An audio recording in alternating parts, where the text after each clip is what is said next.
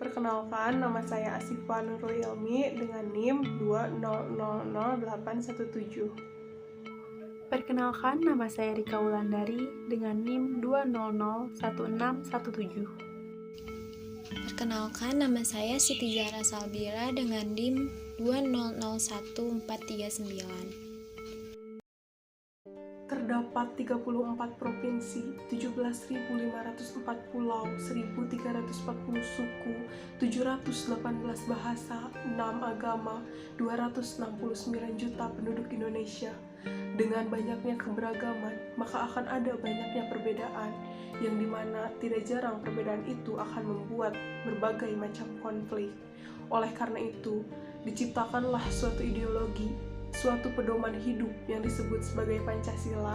Pancasila adalah 5 rumusan yang menjadi modal sosial dalam kehidupan berbangsa dan bernegara bagi rakyat Indonesia. Pancasila memiliki kekuatan integratif di mana Pancasila ini hendaknya dapat menjadi perekat kesatuan bangsa.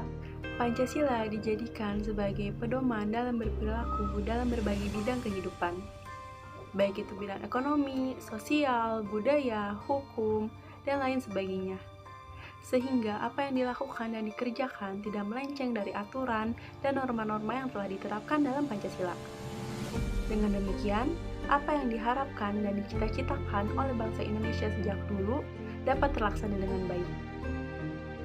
Pancasila sebagai modal sosial menjadi kapital konkret di mana individu atau kelompok mampu mendayagunakan relasi-relasi sosial mencakup nilai norma, jaringan sosial dan kepercayaan untuk memperoleh keuntungan ekonomi dan manfaat sosial.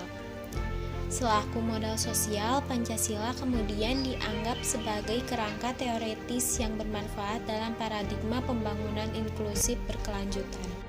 Modal sosial masuk dalam dimensi sosial dan paradigma pembangunan berkelanjutan yang mencoba mengintegrasikan 3 dimensi, yaitu dimensi sosial, ekonomi, dan lingkungan. Selain itu, posisi modal sosial juga berperan positif dalam dimensi politik karena mendorong partisipasi aksesibilitas dari kebebasan masyarakat dan juga menjadi prinsip dalam paradigma pembangunan inklusif berkelanjutan. Ada modal ekonomi atau finansial yang biasanya dihubungkan dengan upaya mengelola, meningkatkan, mengalokasikan, dan menggunakan dana yang dimiliki dari sumber daya moneter untuk memperoleh keuntungan atau modal sosial melalui kegiatan produktif. Selanjutnya, ada modal manusia yang memfokuskan pada upaya pendayagunaan, kepandaian, keterampilan, tingkat dan keragaman pendidikan, serta pengalaman individual. Lalu menurut Usman pada 2018, dikatakan bahwa modal sosial difokuskan pada usaha mendayagunakan relasi-relasi sosial. Konsep modal sosial sebenarnya muncul dari pemikiran bahwa anggota masyarakat tidak mungkin dapat secara individu mengatasi berbagai masalah yang dihadapi. Diperlukannya adanya kebersamaan dan kerjasama yang baik dari segenap anggota masyarakat yang berkepentingan untuk mengatasi hal tersebut. Perjalanan sejarah Pancasila sebagai ideologi sering diterpa banyak sekali peristiwa, salah satunya yaitu Gerakan 30 September 1645 oleh PKI yang dianggap sebagai pembuktian bahwa Pancasila tidak mudah untuk hilang di negara Indonesia, sehingga pada tanggal 1 Oktober diperingati sebagai Hari Kesaktian Pancasila.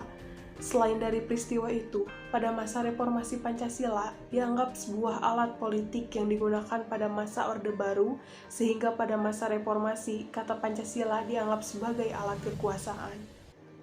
Tetapi lambat laun, peristiwa-peristiwa yang telah dilalui dalam catatan sejarah bangsa Indonesia ditepis dengan mantap oleh ideologi Pancasila dengan ditandainya ideologi Pancasila tetap bertahan sebagai satu-satunya ideologi yang digunakan oleh negara Indonesia. Ideologi Pancasila merupakan ideologi terbuka, sehingga ideologi Pancasila sangat terbuka, dinamis, serta dapat menyesuaikan perkembangan zaman, baik dari segi perubahan sosial maupun dalam bentuk perubahan atau dikenal sebagai revolusi.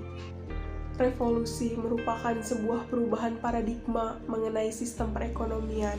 Pada saat sekarang, Revolusi 4.0 ditandai dengan adanya konektivitas manusia, data, dan mesin dalam bentuk virtual atau yang lebih dikenal dengan cyber physical.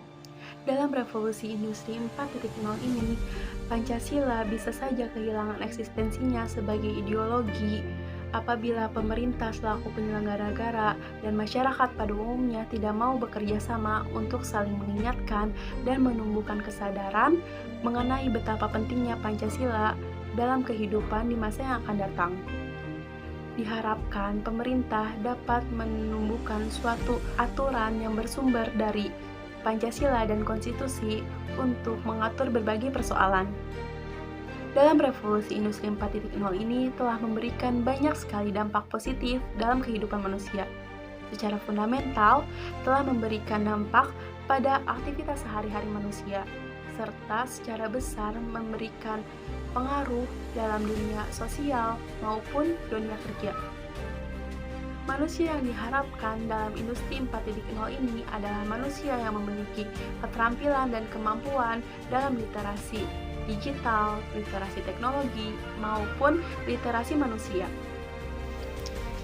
Revolusi Industri 4.0 Indonesia akan mendorong 10 prioritas nasional dalam inisiatif Making Indonesia 4.0 yang bersifat lintas sektoral, yaitu 1. Perbaikan alur-aliran barang dan material, 2. Desain ulang zona industri, 3. Mengakomodasi standar-standar berkelanjutan, 4. Memperdayakan UMKM, 5. Membangun infrastruktur digital nasional, 6. Menarik minat investasi asing, 7. Meningkatkan kualitas SDM, 8. Pembangunan ekosistem inovasi, 9. Insentif untuk investasi teknologi, dan yang terakhir harmonisasi aturan kebijakan. Revolusi Industri 4.0 merupakan sebuah persoalan yang akan menjadi tantangan besar bagi negara Indonesia agar dapat bersaing dengan negara-negara luar, sehingga negara Indonesia menjadi negara yang kuat yang berasaskan kepada ideologi Pancasila. Dalam menghadapi tantangan revolusi 4.0, bangsa Indonesia harus menanamkan nilai-nilai ketuhanan, kemanusiaan, persatuan, dan kerakyatan, serta berasaskan keadilan sosial bagi seluruh rakyat Indonesia. Bahwa Pancasila yang saya gali dan saya persembahkan kepada rakyat Indonesia, bahwa Pancasila itu adalah benar-benar satu dasar yang dinamis, satu dasar yang benar-benar dapat menghimpun segenap tenaga rakyat Indonesia, satu dasar yang benar-benar bisa mempersatukan rakyat Indonesia itu untuk bukan saja mencetuskan revolusi, tetapi juga mengakhiri revolusi ini dengan hasil yang baik.